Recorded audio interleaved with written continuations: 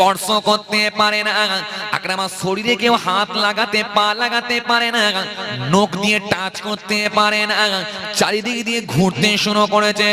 আকরাম চিৎকার মেরে সেই সময় বলেছিল, হে জঙ্গলের হিংস্র প্রাণীরা, আজকে আমি তোমাদের জন্য খাদ্য হিসাবে এসেছি, আজকে আমি তোমাদের জন্য খাবার, আজকে আমি তোমাদের জন্য খাদ্য, তোমরা আমাকে ছিঁড়ে ছিঁড়ে খাও। এবার তোমরা ভুকা আছো, ক্ষুধার্ত, তোমরা আমাকে খেয়ে নাও, ছিঁড়ে ছিঁড়ে খাও।